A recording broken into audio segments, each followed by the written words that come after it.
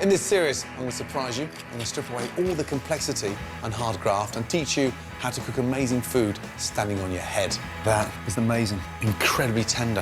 From the kitchen novice to the budding chef, I'm going to give you the confidence, the recipes and the insider knowledge to make you a much better cook. Lemon zest works brilliantly well with those chili flakes. I've been cooking in professional kitchens for over 25 years. English. Yeah, English, of course. I've been taught by some of the best chefs in the world, and in turn, I've taught some of the best. It doesn't have to be diced every time. Relax up a little bit. Yeah. Now, I'm going to show you some simple and accessible recipes for fantastic food that you can easily cook at home. Incredible. I'll be holding you by the hand, All that freshness oozing over those amazing ribs. teaching you everything from how to cook one-pot wonders to baking, TV dinners, and my ultimate feast recipes. This is the only cookery course you'll ever need. Welcome to my ultimate cookery course. Packed with quick cooking tips, know-how, and 100 recipes to stake your life on. Right, this is my guide to amazing home-cooked street food classics. Street food gets its name because it's cooked and eaten on the streets. From the hawker markets in Asia to the New York hot dog stands, there are some great chefs out there serving seriously delicious food that you can eat on the go. My first recipe is a special mix of fantastic flavors from around the world.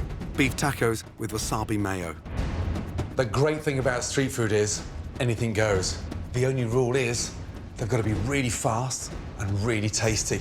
Now, these tacos mix a Mexican and Japanese flavors into a delicious, meaty mouthful. First off, get that pan really nice and hot. These are sirloin steaks. Sear it in the pan with all that fat on. They'll add flavour. Salt and pepper. A couple of tablespoons of olive oil in. Pan nice and hot. Hold up the steak and lay it in. Always lay away. Give the pan a little shake and it stops the steak from sticking. We're looking for colour. And if it sticks, it's going to burn. While the steaks are cooking, I can get on with my super quick marinade. Now, 2 tablespoons of miso paste. That's a fermented soybean. That gives a really nice sort of rich sweetness. Tablespoon of sugar, a couple of tablespoons rice wine. That gives it a really nice vinegary kick. A couple of tablespoons of olive oil, salt and pepper. I'm looking for a nice sort of thick, rich marinade. Marinade done, it's time to turn the steaks. Tilt the pan and to give the steaks a little baste. All we're doing every time is just adding more and more flavour. Take your tongs and sort of lift the steak on its back and really melt all that fat down. Off with the gas. Take them out. Just take your knife.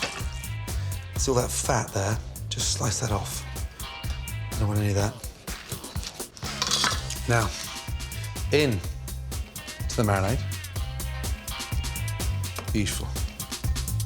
Tacos are one of Mexico's most popular street foods. They can be made from beef, pork, chicken or fish and are loaded up with amazing sauces and spices. Now, I want something sort of pickly. Cabbage. These are Chinese cabbages. Slice it in half. And look at it, really crisp and really tasty. We're going to slice that into quarters and then just shred it and take your time. Think of cabbage here and you think of sort of braised, overcooked cabbage. Nothing worse.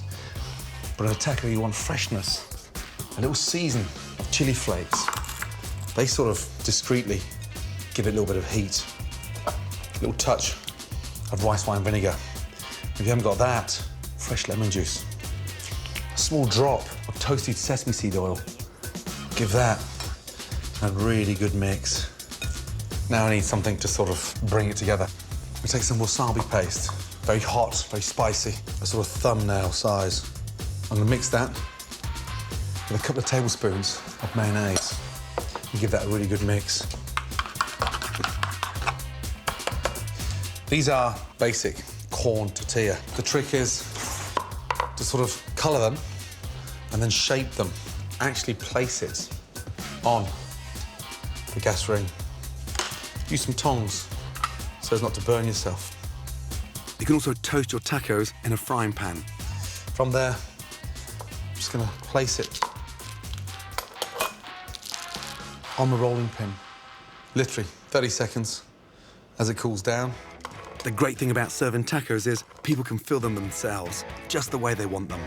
Cabbage, just squeeze out wet marinade. Like a nice, rustic little mountain. Mayonnaise on. Wait to see how soft and delicious and almost sort of melting in the mouth texture we've got on this amazing sirloin. So we've got that really nice sear around the outside.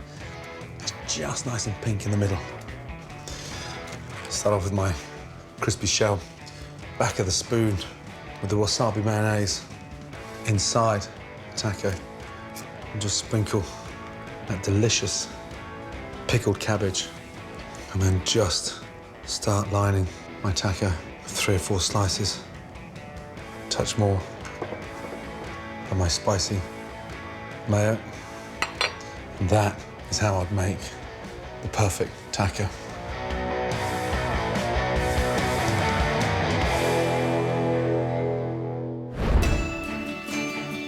When you want comfort food quick, fast food classics always deliver. Here are 3 more of my street food favourites. All super easy, but still put the gourmet into grab and go. This street food dish packs a wonderful Indian influence. Subtly spiced chicken wrap. Grab a mortar and pestle to make a spicy marinade for the chicken. Crack open cardamom pods and add ground ginger, coriander, cinnamon, grated nutmeg, cloves of garlic, fresh coriander, lemon juice, olive oil, and season. Now pulverise to form a paste.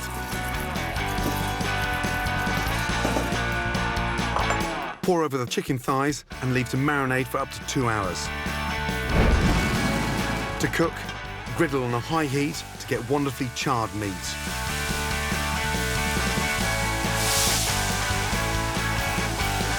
Once the chicken is cooked, warm through tortilla wraps on the same griddle. Then simply slice your chicken and put your wrap together. Top with shredded cabbage, chopped spring onion, and your favourite chili sauce.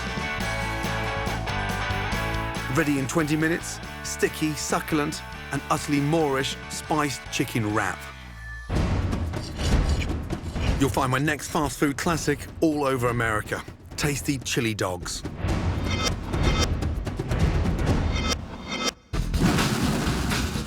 For super quick and easy beef chili, add chopped onions to hot olive oil and cook until soft. Then add chopped garlic, a teaspoon of cumin seeds, and stir to release their lovely aromatic flavour. Next, chili powder. Turn up the heat and break beef mince into the pan. Brown and season. Add tomato puree and cook through. Next, a glug of spicy Worcestershire sauce. Chopped tin tomatoes, dried oregano, add a sprinkle of sugar,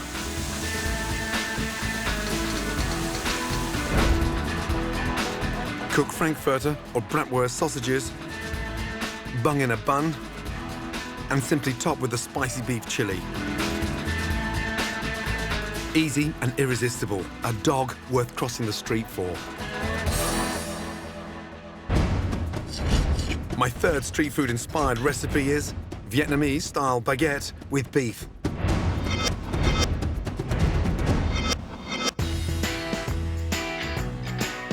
Start slicing sirloin steak into strips. Then simply marinate in soy sauce, the salty, and runny honey, the sweet. And leave for up to 2 hours. Then thread your marinated beef strips onto skewers. and pan fry in hot olive oil. For the topping, which adds a lovely sour contrast, grate carrot and simply leave to pickle in rice vinegar. Next, make the easy dressing. Simply deseed and chop a chili, add caster sugar and lime juice, add a glug of fish sauce, slice a baguette. When lovely and brown, the marinated steak skewers are done. Remove and add. Top with the pickled carrot. Add cool sliced cucumber. Drizzle over the spicy dressing. And to finish it off, add coriander leaves. Simple to make, but complex in flavour. Absolutely delicious. 3 stunning recipes from the streets to your home, guaranteed to take food on the run to a whole new level. And so simple to do.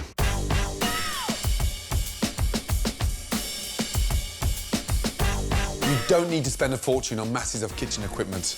Here's my quick guide to another cooking essential. Frying pan. For me, one of my favourites. Why? Because it's so versatile. Whether you're searing the most amazing rack of lamb, cooking duck breast, sautéing chicken, or even a quick omelette, or even frying an egg, all in one. Look for an oven-proof frying pan with a metal handle if you want to cook like pros, by finishing off your dish in the oven or under a hot grill. Just don't forget, when you take it out, the handle will be hot. If you can, get a high-quality non-stick one with a thick, heavy base which will distribute the heat evenly. Brilliant. Coming up on my guide to street food, more essential cooking tips. As it starts to cook, it gets a lot firmer. Medium is there. And my guide to buying chocolate. Good quality fine chocolate should have that clean snap. For a street food recipe to satisfy the sweetest of tooth. That one's got my name on it.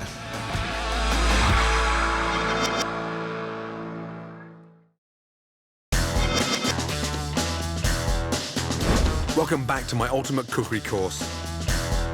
Next, on my guide to street food, I'll be whipping up an indulgent finger-licking treat. That is amazing. But first, like any passionate chef, I want the best ingredients I can find, whether it's for savoury or sweet dishes. Next up, my guide to buying chocolate. Chocolate gives you such an instant hit. It's well worth knowing about the good stuff. And who better to ask than award-winning alchemist of the sweetest kind, Paul Young. Even when I don't want to think about it, I'm thinking about it.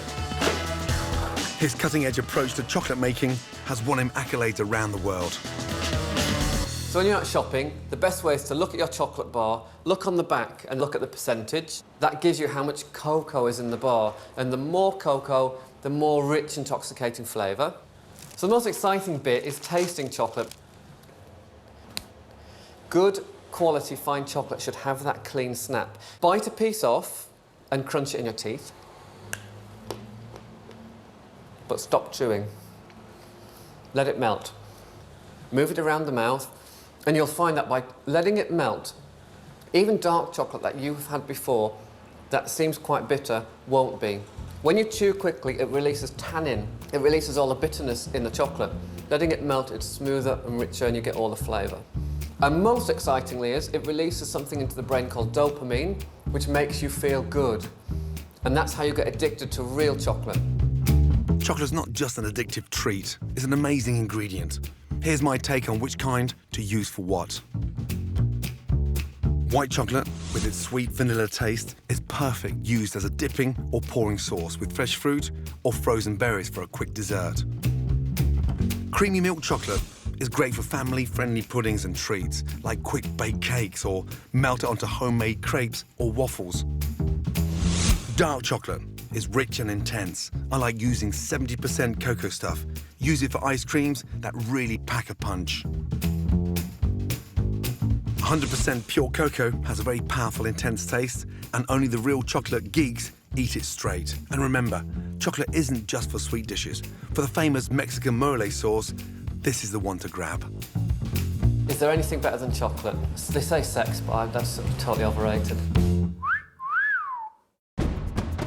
Chocolate is the key ingredient in my favourite sweet fast food dishes, which at their best are always irresistible, instant and utterly satisfying. So when you want an indulgent chocolate hit, my next recipe will be right up your alley. Malt chocolate donuts. Street food is all about satisfying your cravings. These donuts are sweet, sticky, and absolutely delicious. First off, we're going to make the dough. Now, this dough takes a bit of time, but it's really exciting. I'm heating all of the milk with the sugar. This yeast, easy to get hold of. And when you make fresh donuts, you need fresh yeast. Adding some of the warm milk to the yeast will activate it, which will help the dough to rise. Just half. Give that a quick whisk. The sugar's dissolved in the milk. The fresh yeast disintegrates instantly. Set the yeast mixture to one side while it does its job. To start the main dough mix, I'm adding half the butter to the remaining milk. That gives the dough a nice silkiness. I want it light. So melt the butter into the milk. Flour into a sieve. That helps to make the dough nice and smooth. And you know what? When you've got a smooth dough, it sort of rises evenly. Add a pinch of salt and 2 egg yolks. Pour in the warm milk and melted butter. Don't start over-mixing it. When you over-mix the dough of a donut, it gets really tight. You're not going to let it aerate. Yeast in. Ooh, nice and warm. I love that smell. Now, I'm looking for a sort of elasticy texture. Just dropping off the spoon. Nice. Flour the board. Take the dough out. Lovely. Lightly sprinkle, touch more flour, and just pull it over and push in. And every time you're sort of turning it, almost like you're turning the dough into itself. The dough should just sort of relax. And it shouldn't be sticking to your fingers now. It's just nice and pliable.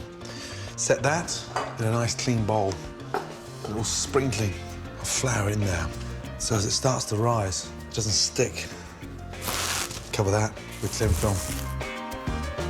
Leave the dough to rise in a warm place for 60 to 90 minutes until it's doubled in size. This stage is called proving. Now, whilst that's proving, get a pan on. For the chocolate filling or ganache, pour 500 ml of double cream into a saucepan and add honey. Bring the mixture to a gentle boil. Traditionally, we've always put jam in there, but chocolate and donuts, wow, to die for. Add the cream.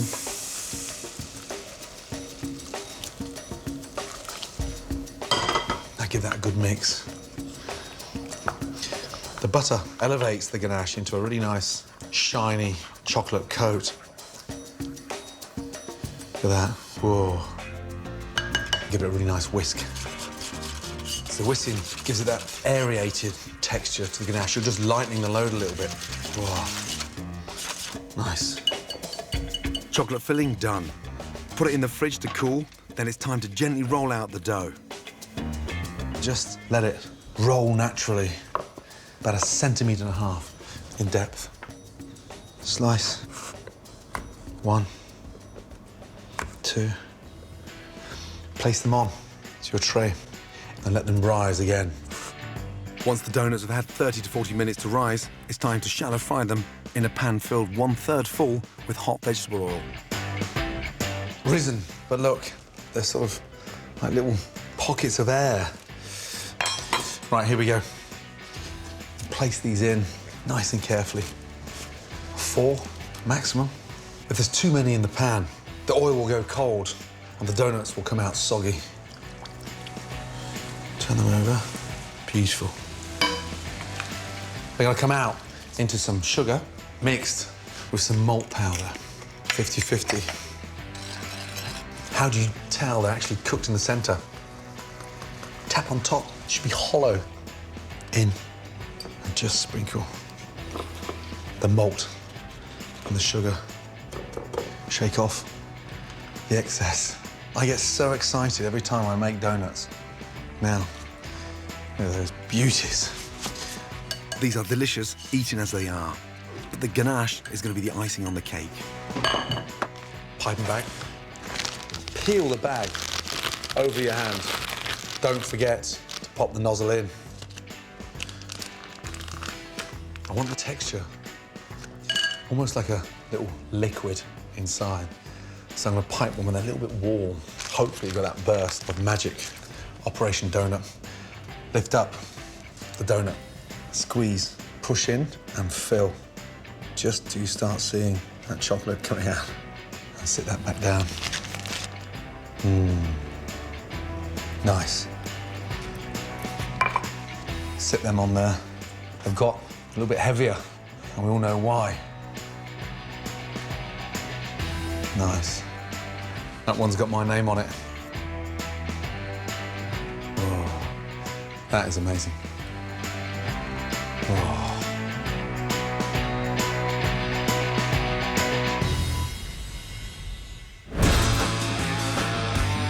Next, my tricks of the trade and kitchen tips. Starting with how to do your steak the way you want it.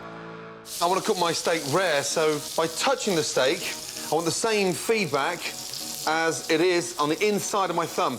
That's rare. As it starts to cook, it gets a lot firmer. Medium is there, semi-firm with a slight resistance. Well done is there. Rare. A great tip for getting meat or fish to cook faster is to score it, which allows the heat to penetrate quicker. This also allows marinades to be absorbed more deeply. For stain-free Tupperware, coat it thinly with oil, which acts as a barrier between plastic and food. It's so easy to make your own chili sherry to use in quick stir-fries or sauces. Take 450 ml of dry sherry, such as Fino, and using a funnel, pour into a sterilised bottle. Add 5 whole Thai chilies, seal with a cork or lid, and leave to infuse for a couple of weeks. My tip for using any discarded chili seeds is plant them to grow yourself some new chili peppers. Plant in an eggshell or seedling trays. Start them indoors and move outside when they're ready.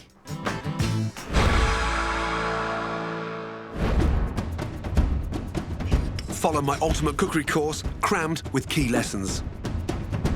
Top tips and 100 recipes to stake your life on, and you'll literally be cooking yourself into a better chef. To collect selected recipes from the show, go to my scrapbook at channel4.com/Gordon. Go on, get cooking.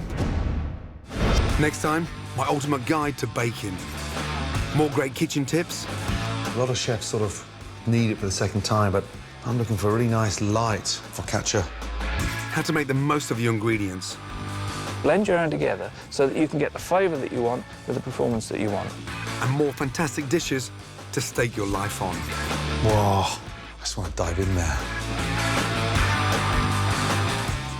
All aboard for the campus dating show to hit Channel 4. Gox, the captain, in Baggage tonight at 8.